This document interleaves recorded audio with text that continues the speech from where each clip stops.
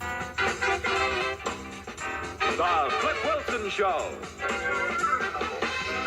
With Flip's guests, Tim Conway, Robert Klein, and Flip's special guest, Diahann Carroll. And now, here's Flip.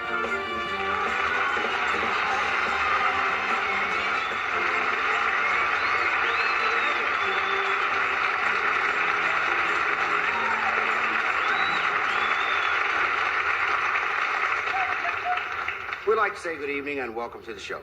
Tonight, my guests are Mr. Tim Conway, Mr. Robert Klein, and my special guest, Miss Diahann Carroll. Tonight, as a public service, I'd like to present to you the Marvin Latimer system of playing poker. It's called the 1/1 system. It's called the 1/1 system because at the start of the game, there should be 52 cards in the deck stacked on top of each other, 1/1. Tonight we'll deal with the number of players, seeding, agitators, winning and losing phrases, facial expressions, and the world-famous Latimer crawl. Now, the Latimer system of poker is most comfortably played at a round table with 5 players. There should be at least 2 non-participants who constantly move about the table looking at the players' hands. See, these guys are called agitators. Agitators say things like, "What? You're not gonna raise?" Now, regarding seating, the best place to sit is across from the player who has his back to a mirror. But I don't have any mirrors at my place. In the card room, that is. So the best place to sit... So the best place to sit is near the window. That would be this chair. See, because there's a young lady across the way who constantly forgets to pull a shade down. To assist me in demonstrating the Latimer system, I have prevailed upon my good friend, Mr. Tim Conway. Tim Conway.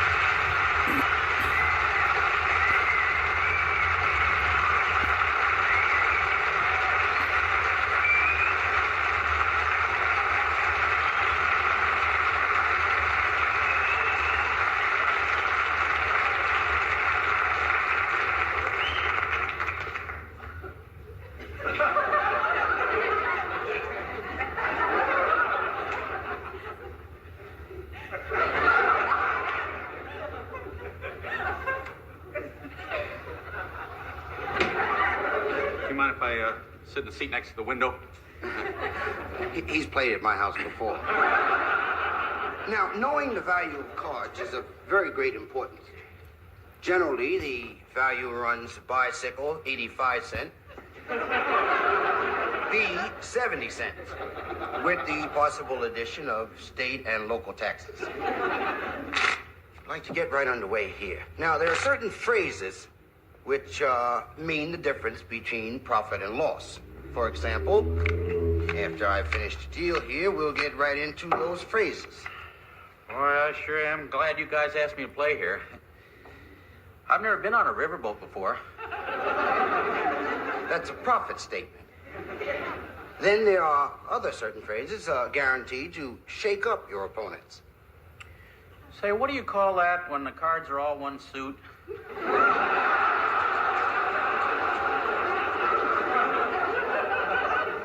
Or... Now, you know, I forget. I don't know whether this is 2 pair or 4 of a kind. Now, there's another very, very important point that cannot be overstressed, and that is knowing when is the best time to ask what time it is. We'll try to show you what we mean. Okay, let's see. I raise you 25. I call your 25, and I raise you 25. Okay, see you raise, and I raise you 50. What time is it? It's,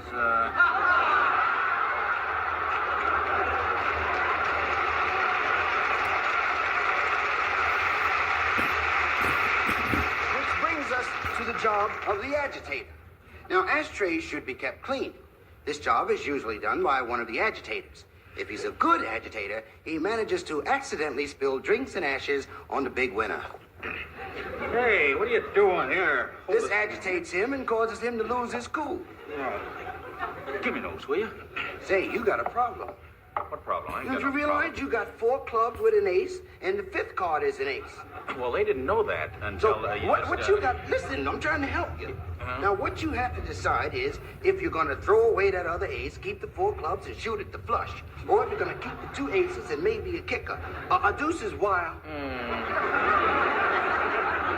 Now, that's agitating. Fine.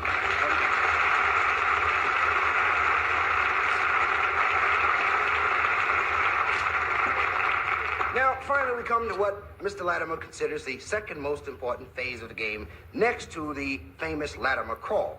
That is, reading the expression on your opponent's face, which is of vital importance, considering that the slightest flicker of an eyelash can give your hand away. I am dealing Mr. Conway a royal flush. Let's see what happens.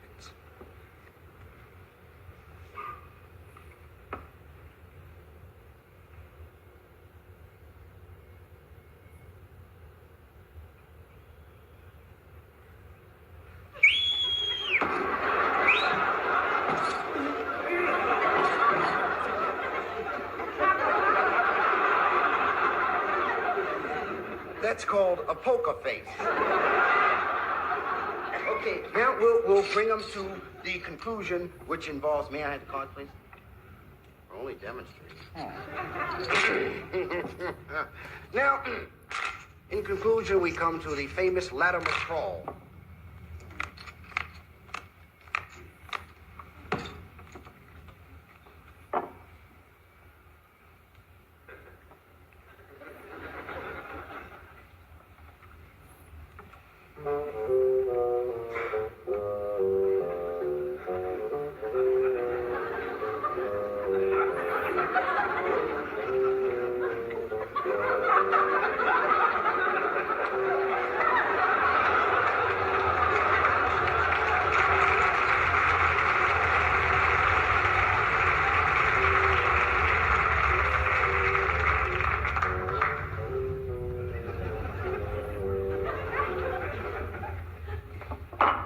I dropped the chip. I'll bet $50. Okay. I'll see. What do you got? I got a flush, and that beats 2 pair. No, you're right. I just got the 2 pair and a 38. That beats a flush anytime.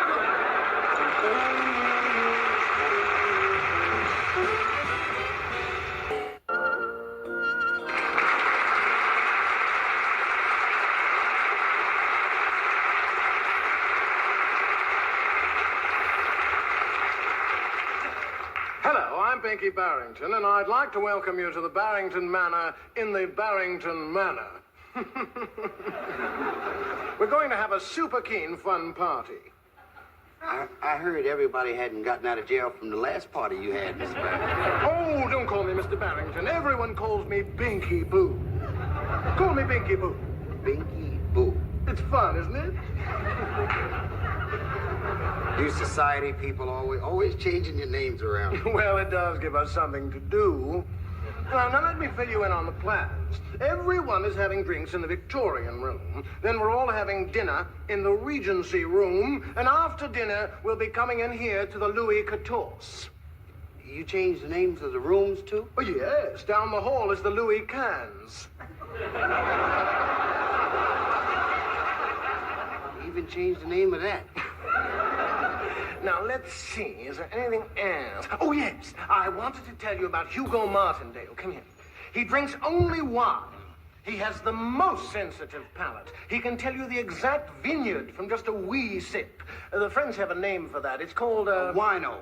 Yeah. Say, Mr. Barrington? Oh, call me Binky Boo. Okay, Binky Boo. Say, a little while ago, I saw a fine-looking soul sister come in here. Who is she? Oh, that's Gigi Farrar. You may have seen her on the cover of Subway Chic, the underground magazine. sure is fun. Oh, now, more guests are arriving. Now, mingle. Have a good time. I mean, I want you to feel more like a guest than a bartender. Excuse me. Cynthia, where were you with the regattas? Biff back from Yale.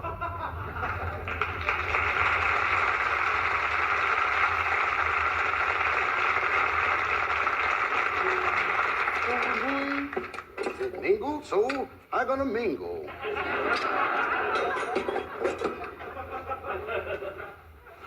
Biff, are you back from the regatta?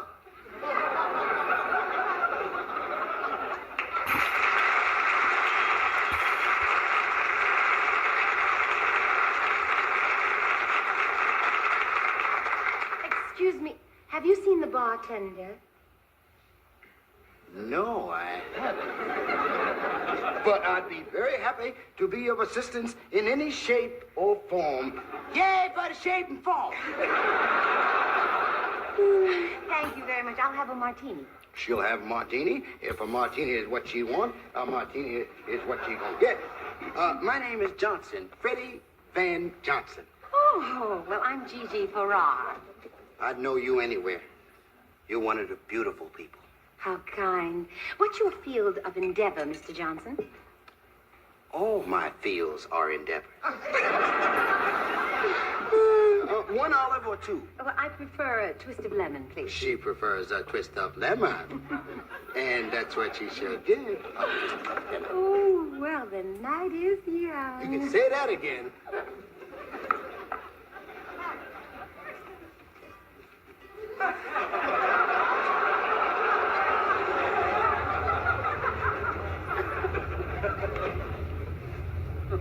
You certainly make a strong martini. What you tasted was what you got. Tell me, Mr. Johnson. Call me Van. Van. Van, what do you do, Van? Well, I used to be in pictures. Now I'm vice president over at Acme Electronics. Vice president? Yeah, actually I'm running the company.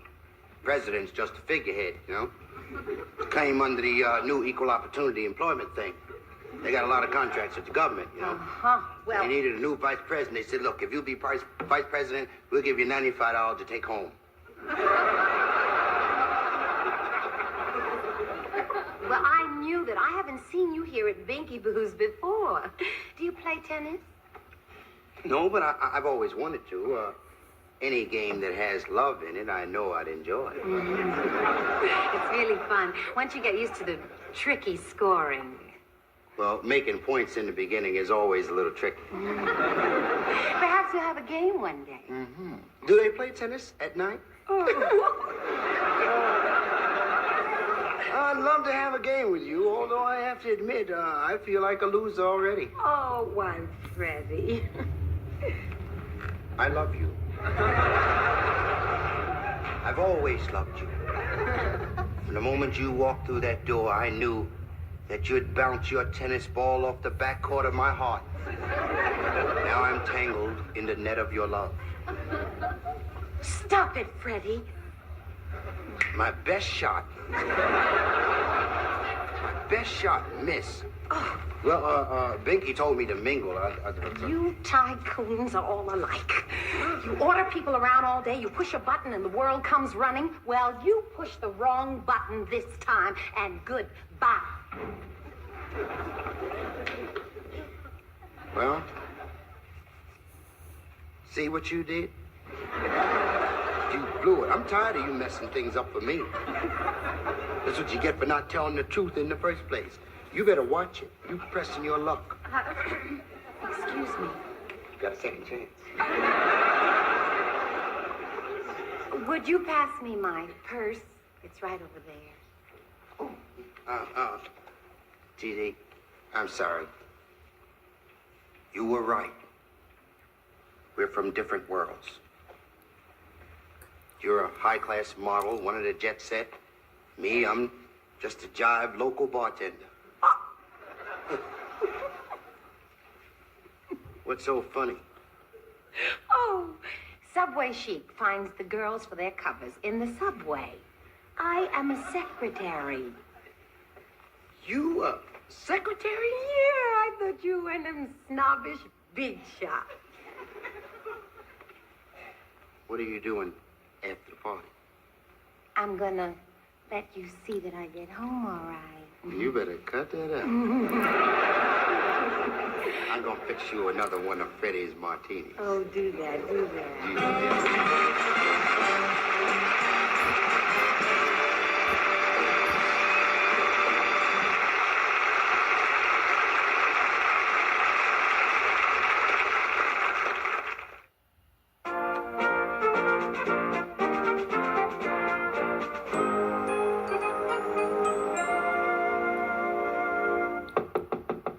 Can I come in, Mr. President?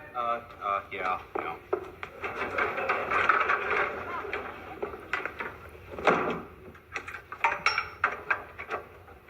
You should have been here at 7:30. Why? What happened?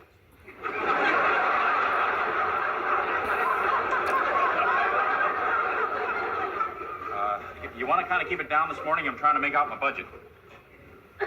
You're going a little over on your expenses, huh, Mr. President? Well, it's not my budget. It's the national budget. Oh. Yeah, it's like my wife said. If I'd have kept my mouth shut, I'd never been elected. Say, you see anything in there about my raise? Sonny's raise? Should be under SR. Is that right?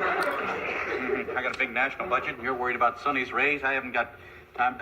Well, since you're here, maybe I could. SR, Sonny's raise. I know. Sonny. You're supposed to get it next month. S-O-N. I've been waiting on it a long time. Told my landlady I... S-O-N-N-Y. Sonny, see, raise. Raise. Raise. Here we are. Sonny's raise. Do I get it? My fellow Americans. I don't get it. Yeah. No, nobody's getting anything till I balance this budget. Having trouble balancing the budget, huh? Yeah. Maybe I can help. I'm pretty good with numbers. You are? Really? Yeah. Back in my neighborhood, they say that Sonny got a great future in numbers. What's the problem? The problem is, well, let me jot that down. I'll show you the problem. Now, we're taking in $210 billion a year, right? Mm-hmm. But we're spending $225 billion a year. Then we 15 billion short. So that means that we're, let's see, it'd be 9, carry 1, it'd be 5, it'd be 1, let's see. There. We're 15 billion short. I don't know where I'm going to come up with that 15 billion. Say, Mr. President, you know that when the country was founded, our forefathers said the poor were welcome. Mm-hmm. Well, based on the budget, they showed up. Is that right? Say, Mr. President, do they have your office bugged? Oh, I hope not. I've never said anything worthwhile. Say, why not tell them the budget is balanced? Tell them the balanced budget, huh? Yeah. Yeah, sure. That'd They be a good won't know idea. the difference. Yeah, that's not true. You can't do that. You can't go around doing that. Well, when they catch you, tell them you lied, because if you hadn't have lied, you would have had to tell them the truth. They can understand that. Could you jot that down? That's no, you can't do it that way. It just doesn't work out. Okay, well, why not put it on your Diners Club? Then they can bill you later. No, we tried that once too. Yeah. We had a tip of $36 million. You can't do that. I'm just trying to help. Yeah. You know? Say, why don't you loan the country some of your personal money? I hear you doing all right. Well, can't do that either. That's a conflict of interest. Oh, what is conflict of interest? Well, if I loan it to the government, I only get 6% back. But if I loan it through my personal finance companies, then I get 12% back. That's where the interest conflicts. Yeah,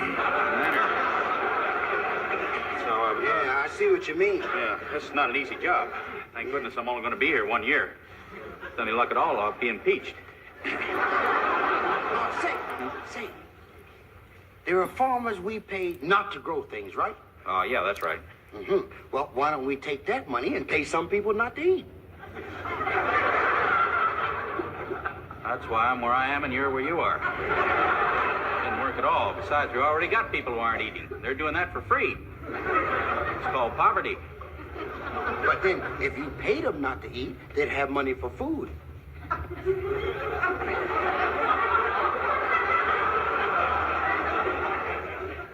you going to get the money for them to buy food if they don't have any money? Let the farmers grow food who are getting paid not to. I better jot this down. Say, wait a minute. I think I know somebody who can help you. Can I use the phone? Yeah, go right ahead. Yeah, sure. Oh, hold this phone. Oh, yeah. Oh, wait a minute. Don't use that. Can't use a red phone. No, that's only for an emergency. Well, what do you think this is? Yeah, but... I'm trying to help you. Listen. Hello. What? You get off this line. President of the United States, you got a party line? Yeah, well... Say, did that guy have an accent? Yeah. He said something about 14 minutes. 14 minutes. Can you hurry up with this one, then? Oh. 14 minutes. Hello? Say, is this the home away from home pool hall? Yeah, get me Roscoe. Oh. It's an emergency. Excuse me, please. Say, Roscoe, this is Sonny. Yeah, I need your help. He wouldn't do this if we weren't personal friends. Imagine that. That's right. It only be... Say, Roscoe! Yeah. Say, sister, I said hello. I'm calling from the White House. Yo, see, a friend of mine is trying to balance his budget and needs $15 billion. You got any suggestions? You promise not to tell? The president. The president. I'm the president. Yeah, that's right, president. I'm calling from the White House. He said to tell you to come in sometime and play a game, and the first game's on the house. Oh, thanks. He said thanks, Roscoe. Yeah. Now, what about 15 billion? Uh-huh. Yeah. You ought to go for that. That makes sense. Okay. I'll see you when I get off, okay? Yeah. Roscoe's brilliant. Yeah. Say, Brains. You probably helped me out a lot. Now, I don't want to start anything. Don't want to get personal or anything. You know what I mean? But I would like to say one thing. What's that? You're in my seat. Oh. Mr. President, I don't want to sound disrespectful or anything, but you got my duster. Oh, yeah. What'd that Roscoe guy come up with? He said the fastest way to raise money is raffle. That's what he came up with, huh? Yes, sir, he told me. Came up with that on the phone, huh? That doesn't... Wait a minute. You know something? That may work. If you had something big enough to raffle off. It's something that anybody would want. Yeah. Yeah. Well, we'd have to come up with something pretty big, though. How about the Statue of Liberty? No, I don't think anybody wanted that. Grand Canyon? No, we couldn't deliver that. Hey, I got it. Hawaii. Hawaii? Yeah. You know, you may have something there. Sure, Hawaii. They got a lot of the beaches and girls and everything. Yeah. That's what we'll do. Get those raffle tickets out in the morning. Yes, sir, by golly. I have them down the church by the afternoon. Yeah, great, okay. You know something? I appreciate this so much, I'm going to give you a medal. There you go. Can I have the pen, too? Yeah, sure, here you go. Medals for safe driving, but it's all in the same area there, you know. What about the raise? The raise. Well, I don't know if we could, on the raise, well, why not? What the heck? You've been such a help to me. Of course, I'll have to take a medal back then. Can't have both, you know. Say, look, I got some more problems here I'd like to work out tomorrow. I wonder if you could stop by, huh? You think? Yeah. Yeah, and, bring that Roscoe guy with you, will you? Okay, Mr. President. You're all right.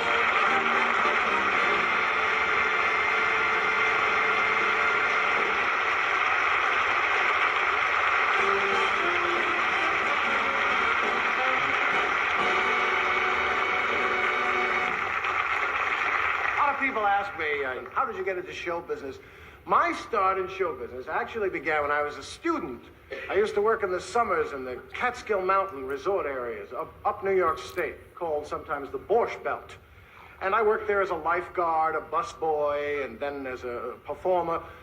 And as a lifeguard, I actually saved a little boy's life once. A little rotten kid, 8 years old. The staff hated him, all the college kids that worked. His idea of fun was throwing farina in the dining room and tripping bellhops, you know.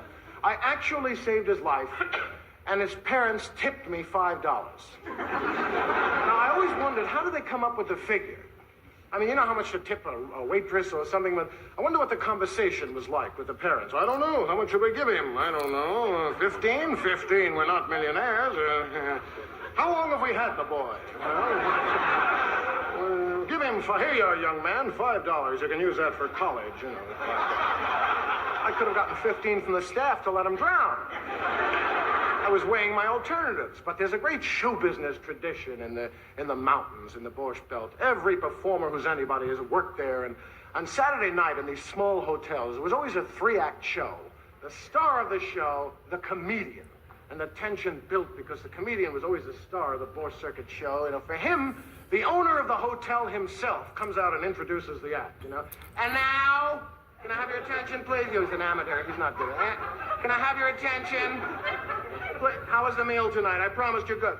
Now, can I have your attention, please? We have here for the 4th time this summer. He was fabulous. We had him here July 17th, August 12th. We had pandemonium. We had to have the state police. He's so funny. And since he's been here, plenty of good things are happening to him. He did an Ed Sullivan dress rehearsal. And we're hoping good things will happen. Bless him, he's been around a long time. The fabulous, hilarious Mickey Lee. Hey, he comes out here, you know, toupee rattling on his head. Hey, you know, affluence, lots of cufflinks gleaming and jewelry and rings all over. Hey, hey. The first thing he did was insult the audience. I could never understand it. Hey, you look like Mr. Klein. Hey, what did you come in? Oh, it's a wart on your arm. Oh, it's your wife. Hello. What is this, an oil painting? You're not laughing. Hello. Insults. Then the next thing he does is go into the Greenwich Village jokes. Hello, Greenwich Village. Hello, sweetie. Hello, pussycat. That's the Greenwich Village stuff. Then he goes into the intellectual stuff. You know, President Nixon. That's the end of the intellectual stuff. That's as far as... Then into the part that mystified me the most. I could never understand this. The English jokes with the Yiddish punchlines. I mean, I don't understand Yiddish, and I'm sitting in the audience listening to his story. He's got me on a good hot one there, and I'm on the edge of my chair, and he lets me get crazy. He goes, hey, you know what happened last night? I went to my wife. I said, let's make love. She said, I can't. Went to the doctor, got a pill. You know what happened? The chub, the chub, the chub, the chub, the chub.